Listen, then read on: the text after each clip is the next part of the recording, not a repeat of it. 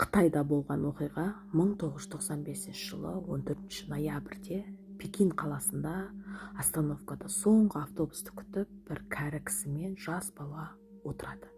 Газеттерде ол кәрі кісіні шал деп жазған, адамдар бір-біріне айтып легенда болып кеткен ғой. Ол кезде кәрі әйел деп айтқан. Не де болса кәрі кісі. Сонымен соңғы автобус келеді, далада қараңғы түн болып қалған, 375 автобус келеді. Кәрі кісі де жас бала да сол автобусқа мінеді. Автобустың ішінде ешкім жоқ екен, кондуктор әйел и водитель ғана екен. 2-3 остановка жүргеннен кейін біреулер қолын бұлғап тоқтатады, и водитель тоқтап есікті ашқан кезде ішке династия Циннің киімін киген, яғни 300 жыл болып кеткен көне киіммен, үшеуі де солай көне киінген, ортадағын бас салбырап тұр, ана екеуі иығынан ұстап автобусқа мінгізеді. Бас салбырағанның түрі көрінбейді, бірақ екі шетіндегі екеуінің түрлері өте бледный, өте аппақ болады. Олар артқа қарай жүріп, артына отырады автобустың. Оларды көріп қобалжыған кәрі кісі қайта-қайта артына қарай береді.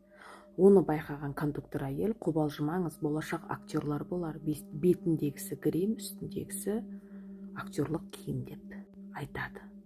Шал онда да артына қарап отырады, қайта-қайта бұрылып қарай береді. Бір кезде шал өзінен өзі орнынан атып тұрады да: менің кошелегімді мына бала ұрлап алды деп өзімен бірге мінген балаға жала жабады. Тоқтатыңдар, мен бұл баланы полицияға апаруым керек, есікті ашыңдар дейді. Водитель тоқтап есікті ашады, бұл баланы алып кәрі кісі түсіп кетеді. Автобус ары қарай жүріп кете береді. Түсіп қалған бала шалға айтады: мен сіздің кошелегіңізді ұрламадым ғой, неге жала жабасыз дегенде айтады: біз екеумізді құтқарып қалдық дейді. Мен қайта-қайта арқама қарап отқанда іште жел болған, мен терезеден кірген болар, жел болған кезде аналардың біреуінің киімі былай желмен ашылып, аяғының жоқ екенін көрдім дейді. Аяқтары жоқ болған соң қорқып сені бірге алып түсіп қалдым дейді. Сонымен екеуі полицияға барып болған жағдайды айтады. Полициялар тылсым дүниеге сенбейді, білесіздер, шығарып салады. Ертесі күні 375 автобус жоғалып кетті деген хабар туындайды. Сонымен 2 күн бойы іздеп автобусты айдаладағы бір водоемнан табады. Ішінде водитель, кондуктор әйел, тағы да бір бейтаныс жігіт өлген екен. Өлгендеріне 2 күн болса да түрлері уже шіріп кеткен дейді. Будда дейді, ұзақ уақыт өліп жатқан адамдардай дейді. Қалай өлгендерін ешкім білмейді. Бұл оқиға Россияда болған. 2 әйелі мен күйеуі 50-ден асып қалған, кәрілікті ауылды жерде өмір сүрейік деп шешеді. Өздері қалада тұрады, қаланың шумынан шаршайды. Сонымен ауылды жерде кәрілікті өткізейік деп ауылдан күйеуі үй сатып алады. Бұл екеуінің общий балдары болмайды, бірақ күйеуінің бірінші әйелінен бір баласы болады. Бірақ ол үлкен жігіт болып кеткен, бөлек тұрады. Бұл екеуі ғана ауылға көшіп барады. Новый үйге кіргеннен әйел негативны аураны сезеді. Тек қана бұлар емес, үйде тағы да біреу бар сияқты сезінеді әйел. Бірақ қуанып тұрған күйеуін көріп, настроениесін түсіргісі келмейді, күйеуіне айтпайды. Сол түні бастырылып, қорқынышты түстер көріп шығады. Мүмкін үйрене алмай жатқан шығармын деп екінші күні де байқап көреді. Екінші түні тоже бастырылып, қатты қиналып шығады түнде. Сосын күйеуіне айтады: что-то жайсыз ұйықтап жатырмын, что-то бұл үйде тағы да бір нәрсе бар сияқты дейді. Күйеуі: жаңа жерге үйрене алмай жатсың, скоро үйреніп кетесің, сондай болады жаңа үйге көшкенде дейді. Сонымен күнде түнде жаман түстер қайталана береді, күнде жайсыз ұйықтайды. Сонымен 4-5 күні соседтерден сұрап көрейін, бұл алдын кім тұрды екен деп көшеге шығады. Көшеде скамейкада отырған сосед кемпірлерді көреді, солармен танысады, и сөздің арасында, что бұл үйдің проклятый екен біреу айтып қояды. Случайно айтып қояды. Сол кезде екіншісі сөзді бөліп, олай қорқытпаса енді көшіп келген адамды деп сөзін бөліп жібереді. Әйел қанша білуге тырысып сұраса да, олар сөзді басқа жаққа аударып еш нәрсе айтпай қояды. Сонымен қайттан үйіне келіп, тағы солай қайталана береді. Бір күні бұл көзіне бір кішкентай қыз бір кукланы өлтіріп жатқан сияқты видение болады бұда. Соны көрген бұл қорқып жүгіріп барып, және соседтің үйіне барады, бабушканың үйіне. Көрші кемпірге бәрін айтып беруін өтініп сұрайды. Сосын көрші кемпір бәрін айтып береді. Бұлар тұрған үйде алдын 3 житель тұрған екен. Солардың барлығында үйіндегі үлкендердің бәрі өліп кетіп тек қана бала тірі қалған екен. Яғни балдары әке шешесін өлтіріп қойды деген болжам бар.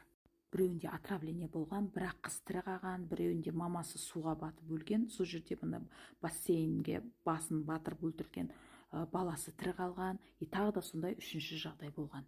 Короче, бұл үйде осы уақытқа дейін тұрған 3 семьяда да балдары әке шешесін өлтіріп қойған. Сондай проклятый дом деп айтады. Оны естіген әйел жүгіріп келіп күйеуіне айтады: кетейік бұл жерден, көшейік, бұл проклятый дом екен, бұл жерде балдары әке шешесін өлтіріп қояды екен деп айтады. Күйеу айтады: бізге қорқудың қажеті жоқ, бізде балдар жоқ қой дейді, біз екеуміз ғанамыз ғой дейді, ешқандай бала жоқ, бізге ондай угроза болмайды дейді. Жұрттың әңгімесін көңіліңе алма дейді. Сонымен не керек, күйеу ол жерден көшкісі келмейді, өйткені охотаға шығады, балық аулайды, өте тыныш жер, күйеуіне ұнайды ол жер. Қорыққанға қос көрінеді деп, бұл жерде тек қана әйел страдать ете береді. Сосын күйеуіне айтпай успокоительный іше бастайды. Сөйтіп жүргенде бір күні күйеуінің баласы келеді. Жұмыстан шығып кеткен екен, временно жұмыс тапқанға шейін әкесінің үйінде тұрмақшы болады. Ол бала келгеннен әйел өзін жайсыз сезіне бастайды. Түнімен қорқып шығады, вдруг спальныйге кіріп қазір бізді өлтіреді. Вдруг ана бала просто пышақ тұстаса да, үйде бір какой-то инструменттер тұстаса да, как будто көз алдына ана бала бұларды өлтіріп атқан сияқты бола береді. Түнімен ұйықтай алмай шығады, есікке қарап шығады. Сонымен успокоительныйды двойной дозе ішеді, ол әсер етпейді, уже организм үйреніп қалған успокоительныйға. Күндіз түні әйел қашан мені өлтіріп қояды екен деген страхпен жүреді. Түнімен ұйықтамаған, күндіз көзі случайно ілініп кетеді, ұйықтап кетеді. Сол кезде мылтықтың дауысы шығады. Шошып оянған бұл далаға жүгіріп шықса, ана бала мылтықты ұстап тұрған екен. Оны көрген бұл әйел әкесін өлтіріп қойды ма деген ой келеді да, сонымен бұл бізді өлтірмей тұрып, бұл мені өлтірмей тұрып, мен бұны өлтірем деп, балтамен артынан барып ананы шауып тастайды. Яғни күйеуінің баласын өлтіріп қояды. Ол бала байғұс мылтықпен құстарды атып тұрған екен. Ол недопонимание, бұның балтамен шапқан кезде де андай шоке болып қалған ғой, ол бала күреспегенде ғой. Сонымен ол бала өліп кетеді. Әйел сотталады, дальнейшем психологический лечение алады. И сол жерді оқуға барған экзорцисттің әңгімесі бұл. Бұл оқиға Тайваньда болған 2005 жылы бір отбасы болған, 6 адамнан тұратын, әкесі, шешесі, 3 қызы, 1 ұлы. Өте суеверный, ырымшыл адамдар болған ғой. Үйіне кіргеннен кіреберіс жерде түлкінің басы тұрады екен, сосын барлық заттар по фэн-шуй тұрады екен, сосын бұларда Будда, оларда құдай біреу емес, көп қой құдайлар, короче, пұттарға табынады ғой, статуэткаға. Сондай құдайдың түрлері, пұттары тұрады ғой қатарынан. Күнде табынып жүреді, апта сайын храмға барады екен. Сөйтіп бір күні, сол 2005 жылы ақпан айларында храмға барған кезде бір монах айтыпты, что үйлеріңде нечистые силы, қара бір күштер жиналып жатыр, қара рухтар жиналып жатыр үйлеріңде, үйлеріңді тазалау керек, осындай ақшаға тазалап береміз деп. Енді анау монахтары мошенник болған, ақша істеу үшін. Сонымен бұлар өздері ырымшыл болған соң, жаңағыдегі ана монахты үйіне әкеп, үйін не алады ғой, тазалатқызады ғой. И сол кезде монах келіп, мына түлкінің басын құрту керек, хауыз шақырады, ұрыс керіс болады үйде, бұл тұрмау керек деп алдырып тастайды. Бәрінің орнын ауыстырып келіп, пұттарға келгенде және құдайларына келгенде, ішінде 3-ші Ханзада деген бір құдай бар екен. Соны орнын ауыстыру керек деп басқа жаққа ауыстырып тастайды ғой. Басқа құдайлардан бөліп, басқа жақта тұрсын деп орнын ауыстырады. Кішкене түсінікті болсын, 3-ші Ханзаданың туылғанын айта салайын. Адамдар, әйел адамдар 9 ай баланы көтерсе, бұл 3-ші Ханзаданың мамасы 3,5 жыл көтерген ғой баланы.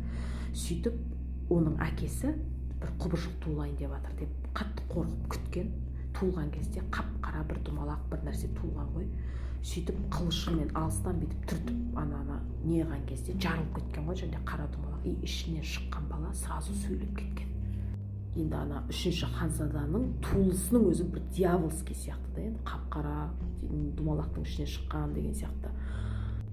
Сонымен ол жерді тазалаған монах ақшасын алады да, бәрін орнын ауыстырып кетіп қалады ғой.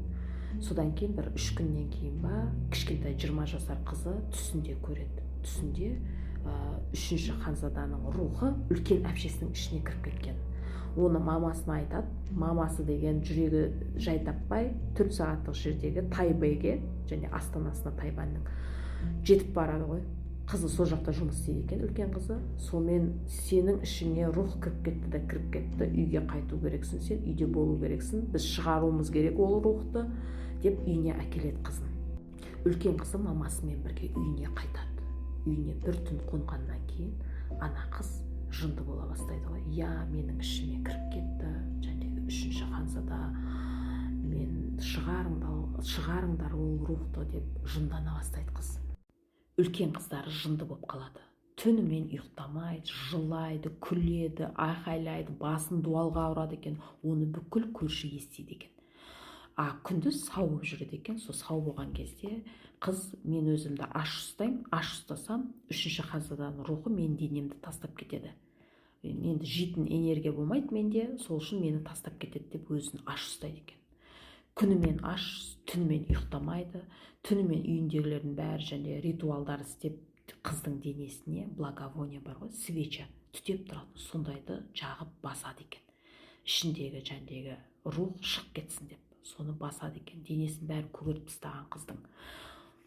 Сонымен бір ай өткеннен кейін басқалар уже жындана бастайды ғой. Менің ішіме анау құдай кіріп кетті, мынау кіріп кетті, анау кіріп кетті деген сияқты. Бүкіл семья түнімен ұйықтамай бір-бірінің денесін көгертіп, бір-бірінің денесіне және свечалар басып, істемеген ырымдар жоқ қой. 2 айдан кейін сәуірдің 11-іне азанда 9-дарда әке шешесі көмектесіңдер деп далаға шығады. Сөйтіп соседтер не болып қалды деген кезде, скорый шақырыңдар, қызымыз өліп жатыр деп сөйтеді. Скорый шақырып, скорый келсе аузынан көбік ағып жатқан болады қыздың. Сонымен көбік шығып кеткен аузынан. Сонымен қызды алып кетеді скорый больницаға. Больницаға барып тексерсе, қыздың өлгеніне уже почти 1 күн болайын деп жатыр екен. Скорыйдың артынан ешкім келмейді ана қызға. Сонымен больницадағылар таң қалып, бұл қыздың ешкім іздемей ма деген сияқты полицияға звондайды. Полиция сосын бұлардың үйіне тексеріп барады. Тексеріп барса, үйінде ешкім жоқ, ешкім есікті ашпайды. Сосын бұлар бұзып кіріп, үйді тексереді. Үйге кіргеннен үй сасып кеткен дейді, тұз шашылған барлық жерде дейді. Сосын терезе вообще қап-қараңғы үйде, терезенің бәрін қараңғылатып тастаған дейді. Ана жерде пұттары тұр дейді, свечалар жағулы тұр дейді. Енді анау тура ужас кинодағыдай болады ғой ана не жер. Полиция барлық жер тексеріп жатқанда олар отбасы храмнан келеді. Қақта болдыңдар дегенде храмда болдық дейді. Неге қыздарыңызды іздемейсіңдер дегенде, ол біздің қызымыз емес, ол үшінші ханзаданың рухы дейді ғой. Ол біздің қызымыз өз-өзін пожертвовать етті, чтобы үшінші ханзада кетсін деп дейді ғой. Қыз аштықтан өлген екен. Сонымен полициялар, сіздер аш ұстадыңыздар ол қызды десе, біз емес, өзі ашықты, өзі вообще тамақ жемей қойды деген ғой. Сонымен полиция бұларды тексерсе, денесін бәрі көгерген, және благовонияның күйген, бір-бірін рух кіріп кетті деп күйдіре берген ғой денелер. Бүкіл семья психбольницаға жібереді.